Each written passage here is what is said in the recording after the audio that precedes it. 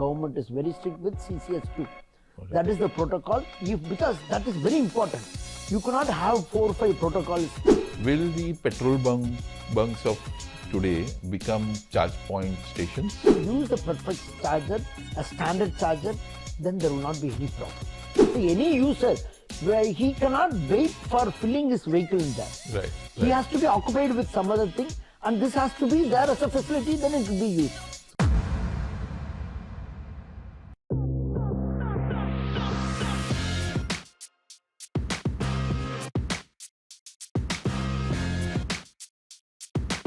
Good day everyone, this is Maxson here from Maxson Mobility, and today we have a special guest with us, Siva from RapidEVcharge, and he's traveled all the way from Coimbatore to meet us to share his experience with us. So welcome Siva, welcome to Maxson Mobility. It's good to be here, and it's a good platform.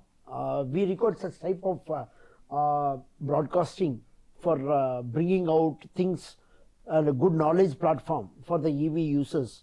Sure. So it's a great initiative from your side. That's why we wanted to come and participate. Oh no, thank you so much. Like you rightly said, right? This is a platform for people like you to be telling others where this industry is going, and you can also reach out to the stakeholders. But thank you so much. So let's start deep diving directly into this space. So RapidEVcharge, what do you really do? I mean, people would want to know that. Yeah. What's the kind of business you are in? RapidEVcharge, in the name itself describes us that we are into charger manufacturers. The company name is Fenfio Automation Private Limited. It was we started as a startup in 2018. Okay. And in the initial stage, we thought that it's just a PCB board and we could assemble and other things. But after that, after developing the charger hardware side, we came to know that we record the complete platform, that is the software side with all cloud-based and other things. Then we went into that, and we had to set up our own team to develop the software. Okay. So during that time, it was all SaaS model. People were getting software from abroad and chargers also from abroad, and they will be using it, importing it. So we thought that why can't we spend some time and develop a platform which can think most about our Indian customers. All those things we have to bring, like few points. If you ask me, it will be like reservations and other things. Right. So we wanted to implement those things, and we spent some time, quite a lot of time. You can say 3 years, completely into the development thing. Got it. And then that is the main reason. The name called RapidEVcharge.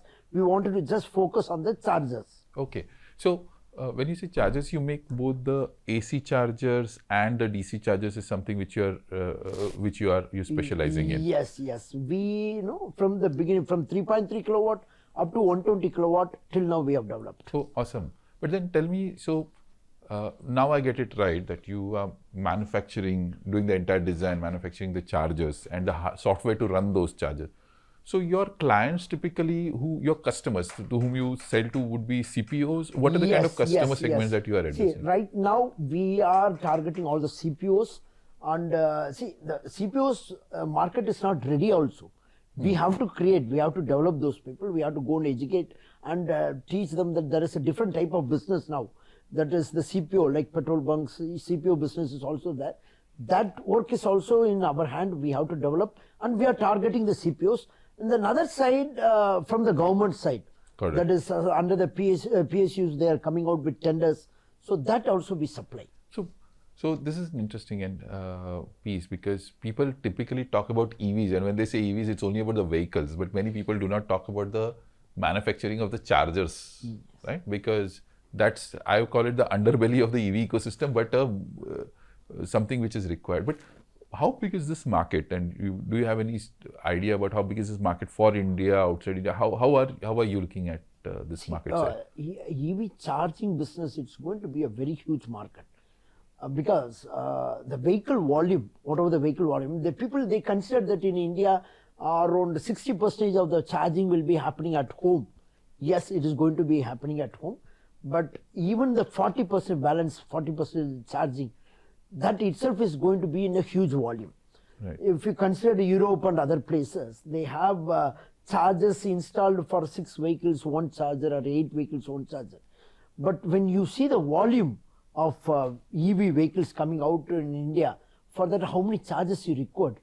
We have not started even reached 2% compared to that requirement.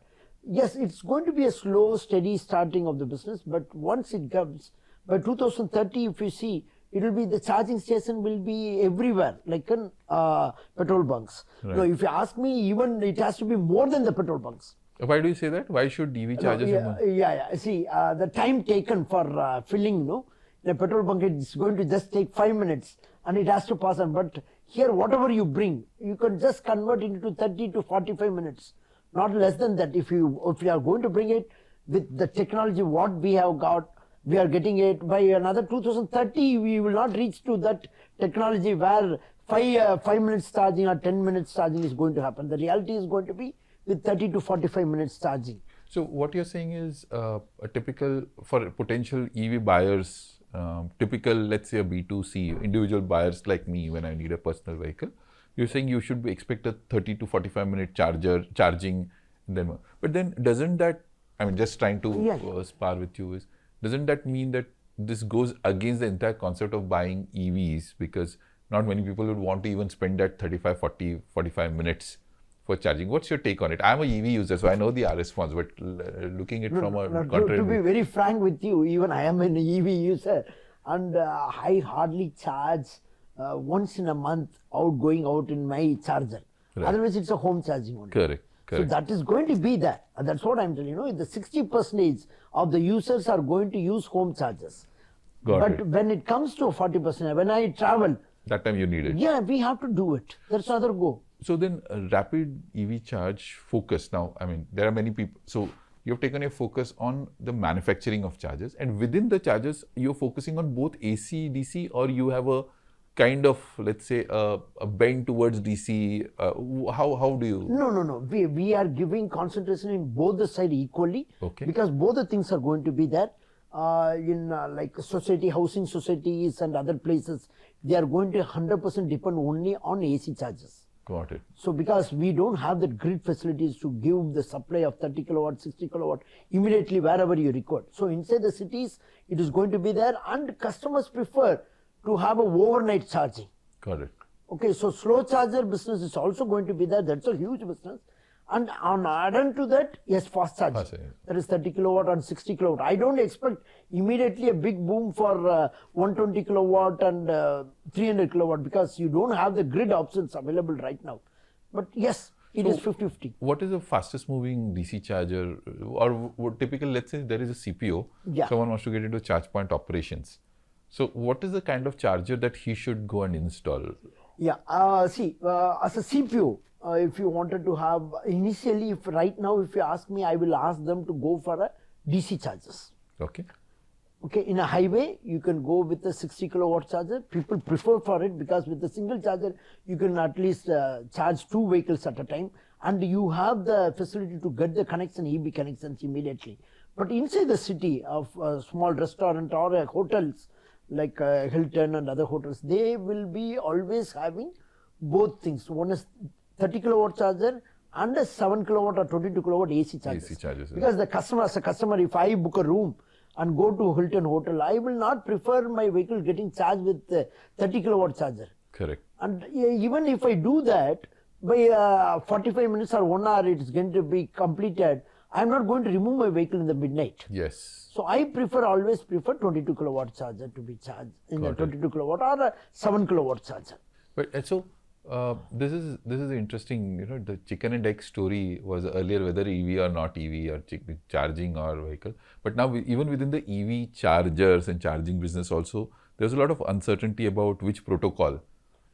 So I have always said some things about the protocol, but what's your, which protocol will take priority and others? But where do you think so now if I were to buy an EV, do you think the charging protocols, etc. are sorted, or still I have to worry, today I buy a vehicle, like what happened with mobile phones, right? Whether it's a Type-C or the earlier USB, of course there's a consolidation. So what's happening in the EV charger charging world now? About See, in India, I can talk about India.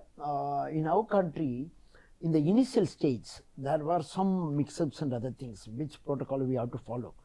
But right now, if you ask me for last 2 or 3 years, any manufacturing come out with 4-wheelers and other things, they are very strict. Government is very strict with CCS2. Okay. That is the protocol. Because that is very important. You cannot have 4 or 5 protocols of charging thing. Then the customers know I can think about manufacturing a charger with 30 kilowatt, 60 kilowatt, but I cannot think about a charger with CCS2 or GBT, so many things. Correct. So that aspect has been completely sorted it out. And even in the 2-wheelers, yes, in the 2-wheeler market, there was some mix. There is still not a standard thing, but the recently launched 2-wheelers, they are also started using CCS2. Oh, is it? Yes. So, and even 3-wheelers, all last mile deliveries, they also started using CCS2. It's slowly bringing into the market. So you're saying the CCS2 is the kind of standard, but then there is also news about the Tesla standard, the NACS, at least in North America. The so-called CCS2 partners are now, they did a lot of OEMs tied up and now they're saying the NACS. So don't you think that this is always a kind of a moving target? Earlier it was GB by T in India, then it's CCS2, and now suddenly it came from CCS2, it will become NACS. Don't you think that's going to happen? No. See, in the Indian market, you will, if you ask me, it will be around 95% will be only CCS2. 5%, yes, if Tesla comes in, it can be with Tesla, but you have got adapters now. Tesla vehicle owners, they can use an CCS2 adapter and connect with the CCS2 charger. Correct, but is it the other way around also? Whether even in the other way around, the Tesla is providing it. Is providing it. Yes, so, yes, but the charging speed, there may be some difference. But always it is going to support. So the interoperability between the current standard of CCS2 and if future is Tesla NACS, that is sorted. So no one should worry, hey, listen, I'm buying an EV today, will become redundant tomorrow. That's not going to be the case. That's no problem. Because we have had this interesting cases of all of us having enough mobile phones and the mobile phone wires in our drawers sitting and biting dust purely because of the protocol changes. So Siva, we in the light of what's happening really in the current system of things and a lot of these unfortunate incidents in the EV space around EV fires, and also charging fires or whatever. So what's your take on it? I mean, how are you as a company or as one of the players in the ecosystem, what's your take on the EV fires and how are you making it a little bit safer for? Yeah, see, this is the place where the standard comes. The standards has to be maintained. This is a quite few incident which has happened. Yes, we also accept the similar type of things happen in IC engines also, but that's not highlighted. This is not highlighted. But we have to remove the fear factor from the customer side also. See, the EV catching fire is totally a different subject. It is into the battery or something. There again the standard, if the vehicles coming with the standard batteries or the branded batteries, they don't have any problem. Okay. And in the case of charging, we have not seen quite a lot of any 1.1% or something of charging, firing or things. There again, we have studied the things.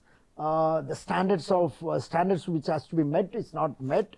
That is the problem which has occurred. Otherwise, no, you have got a lot of safety things. We have got the temperature sensors, so many earthing sensors. All the standards are there, which can immediately switch off the vehicle charging network. Immediately, it can disconnect the vehicle from getting it overheated or anything. So the protections.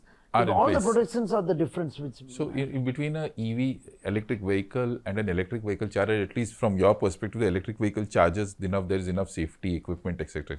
So what I recommend any EV user is essentially to look for a good EV charger, be it even for your home charging or even for DC charging. I think you should go for good branded chargers with the basic safety equipment. Yes, that is very important. See, the standards which has to be met for chargers, even for the home side, home's installation. Nowadays, the OEMs are supplying it. We are also a supplier for the OEMs. Sure. Okay, we are now, right now also, we are in discussing with 2-3 OEMs, major OEMs for supplying the home chargers. Correct. Along with the vehicles. So that also in the initial stage, they were started using with all jugaad type of Yes, things. jugaad, But yeah. today it's totally a different thing.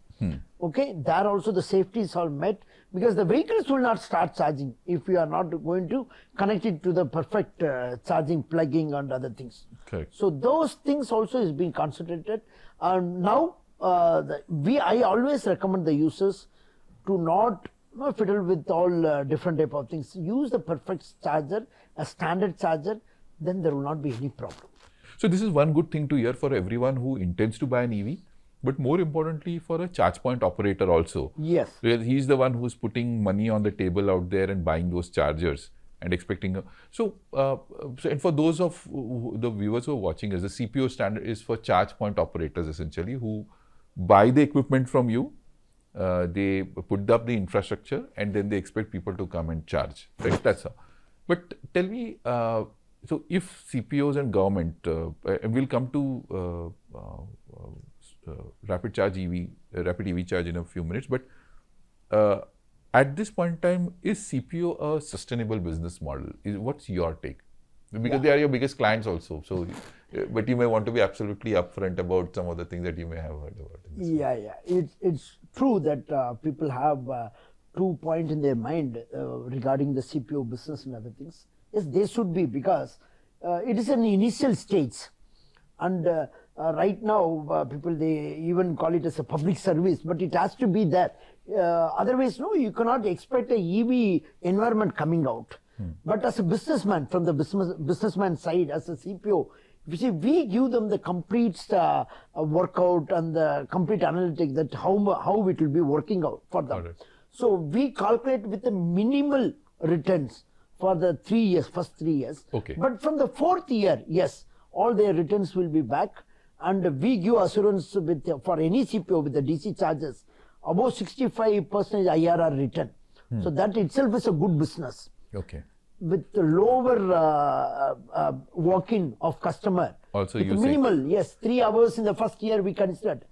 So what's happening in that space? And this, because you are the manufacturer, so you are in the best position to actually tell where this industry is going, the charging, because every CPO has a different view of things.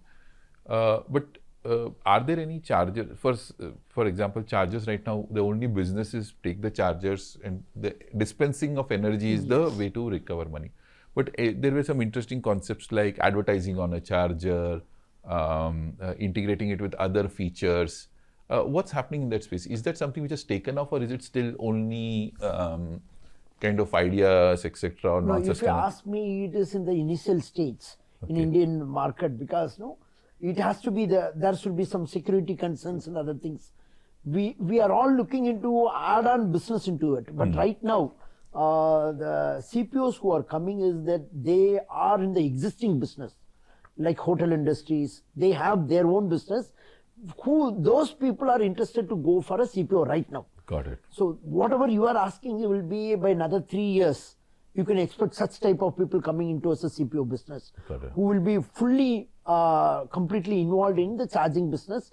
For them, it will be an additional business. Right now, the CPOs who are coming out into the business are all having an existing business. It is an add-on to them. Oh, this Like is a very interesting point that you said, right? So the current set of CPOs largely are those people who are using charge point operations as an add-on to their existing business. Yes, But- they can grab a new customer for their existing business by showcasing this. That is more important. That is how things are going. For them, only we are considering those people as a big CPOs who can immediately if those people success, then the new CPOs will be coming into them. But don't you think that too many CPOs also will be a problem, because what will happen is every CPO will come out with its own software, and since you make the software also, what's happening in that way? Because I'm looking at from a owner of a vehicle, for that matter, London City at one point in time had 30 different tabs for charging. So similar thing is happening in India. What's your take on it? And if it is a problem, then we should address it as a problem and then also talk about how to solve it. But do you think that's a problem right now? It has a problem. See, right now, if you see, even how we were telling that in London you have got 30, I think by now in India there are more than 30, right, Already. in the beginning stage itself. Yeah, it is going to cause a lot of problem to the EV users, but they have to stick with some type of thing. Even we wanted to have, it all depends on the facilities what you are going to give to the user. Okay. The people who gives more facilities to the user and the big network, ultimately, in the beginning, customers will try to use different type of apps. But the people who will succeed and it will come, the reduction will come in the cellular industry itself.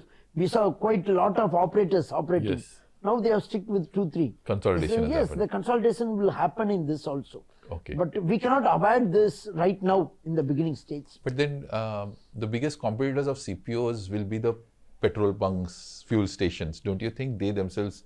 So how is this playing out? The classical CPOs coming in, or let me rephrase the question: will the petrol bunks of today become charge point stations? Do you think that is going to happen? No, I am not 100% sure on that. But yes, government is pushing for them to those people, and a lot of tenders are coming to install the charger in all the, Indian Oil Corporation or BPCL and everywhere.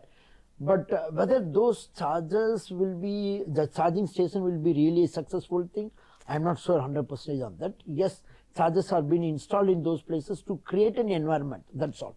Correct. Because I don't see an user going to those charging stations, standing out for 30 to 45 minutes without any amenities or anything there. Correct. And getting his charge, because he cannot sit inside the car also. Right. And so those things are there. But anyway, it has to be there. See, this, to answer this chicken or egg story, this has to be there. The environment has to be created. Only then the user, who comes with a vehicle, the ICU engine vehicle to a petrol bunk, when he sees a charging station, he can think, yes, I can go for an EV vehicle. So for that, this has to be there. But the success will be totally different. It is going to be there. You cannot completely manage the petrol things. It will be there.